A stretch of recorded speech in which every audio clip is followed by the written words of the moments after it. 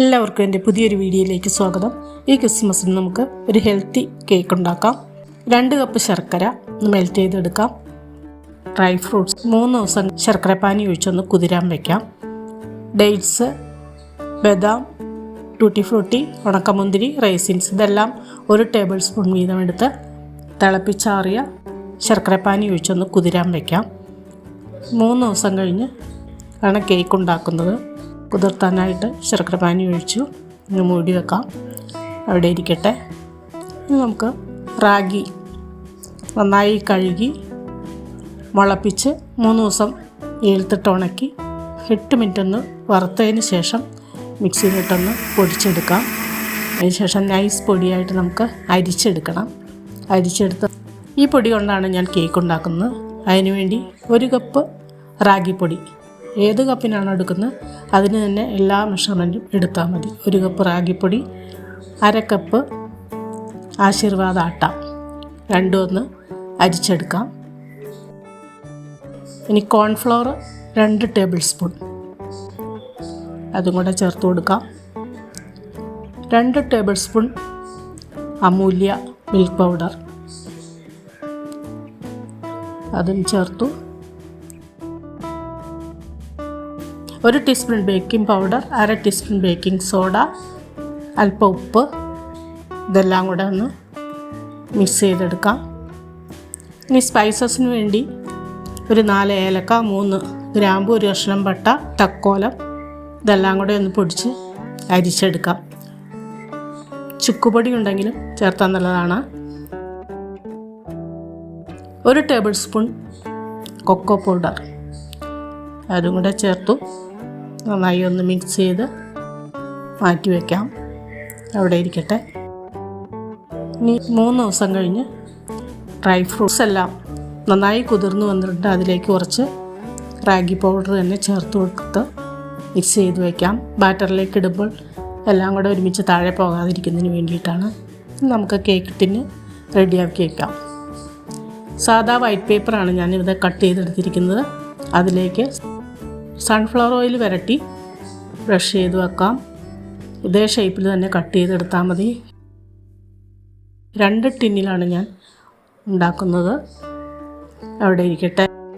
ഇനി നമുക്കൊരു ബൗളിലേക്ക് സൺഫ്ലവർ ഓയിൽ, റാഗി പൗഡർ എടുത്ത അതേ കപ്പിൽ തന്നെ 1 കപ്പ് ഓയിലും 200 ഗ്രാം ശർക്കര മെൽറ്റ് ചെയ്തെടുത്തും 1 ടീസ്പൂൺ വാനില എസൻസും 1 ടീസ്പൂൺ ഹണി, 2 ടേബിൾ സ്പൂൺ തൈര്,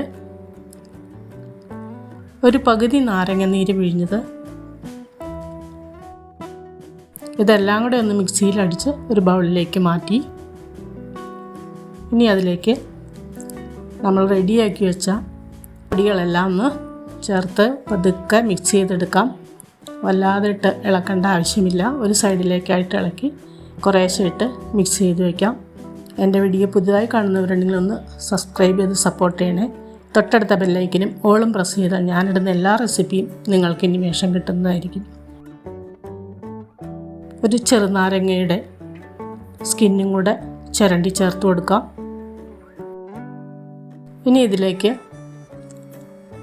നമ്മൾ എടുത്തു വെച്ച ഡ്രൈ ഫ്രൂട്ട്സ് ചേർത്ത് കൊടുക്കാം, മിക്സ് ചെയ്യാം.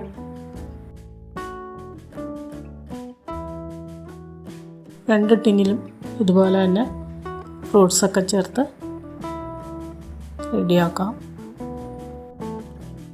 ഇനി നമുക്ക് 1 കപ്പ് പാല്, തിളപ്പിച്ചാറിയ പാല് ചേർത്ത് മിക്സ് ചെയ്തെടുക്കാം.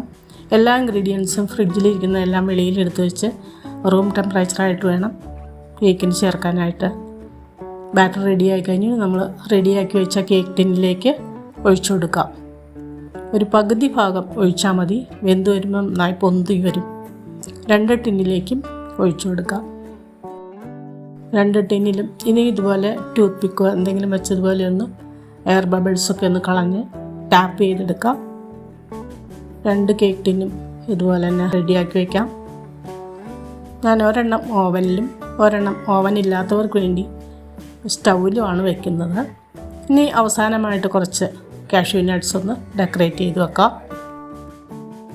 വേറെ എഗ്ഗോ ഷുഗർ ഒന്നും ചേർക്കുന്നില്ല. ഇനി ഒരു പാൻ വെച്ചിട്ട് 10 മിനിറ്റ് പ്രീ ഹീറ്റ് ചെയ്ത് ഒരു റിങ് ഇതുപോലെ വെച്ചിട്ട് അതിൻ്റെ മുകളിലേക്ക് കേക്ക് ടിൻ വെച്ച് കൊടുക്കാം. മൂടി വയ്ക്കാം. ഇതുപോലെ ഹോൾ ഉണ്ടെങ്കിൽ ഒന്ന് പേപ്പർ വെച്ച് അടച്ചു വെച്ചാൽ മതി. 1 മണിക്കൂർ ഇരുന്നാൽ ആ കേക്ക് റെഡിയാവും. ഇനി ഓവനിൽ 10 മിനിറ്റ് പ്രീ ഹീറ്റ് ചെയ്ത് ഓവനിലേക്ക് കേക്ക് ടിൻ വെച്ച് കൊടുക്കാം. മീഡിയത്തിൽ അരമണിക്കൂർ ഇരുന്ന് കഴിഞ്ഞാൽ കേക്ക് റെഡിയാവും. ഒന്ന് കുത്തി നോക്കാം. കേക്ക് റെഡിയായി കഴിഞ്ഞു. അടിയിലൊന്നും പിടിച്ചിട്ടില്ല. ഇനി നമുക്ക് ഓവനിൽ നിന്ന് കേക്ക് എടുക്കാം. ചൂടാറാനായിട്ട് വെക്കാം. 2 കേക്കും റെഡിയായി. ചൂടാറി കഴിഞ്ഞു. നമുക്ക് വേറൊരു പ്ലേറ്റിലേക്ക് മാറ്റാം. കണ്ടോ, ഇതിൻ്റെ ടിന്നിലൊന്നും അടിയിലൊന്നും പിടിച്ചിട്ടില്ല. ഇനി ഇതിൻ്റെ പേപ്പറൊക്കെ മാറ്റി നമുക്ക് കട്ട് ചെയ്യാം.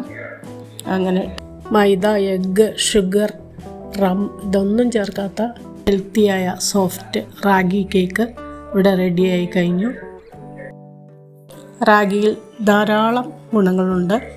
മുളപ്പിച്ച റാഗി പൗഡറിന് 10 ഇരട്ടി ഗുണമുണ്ട്. വൈറ്റമിൻ, ഫൈബർ, അയൺ, പ്രോട്ടീൻ ഇതെല്ലാം ധാരാളം അടങ്ങിയിരിക്കുന്നതാണ് റാഗി.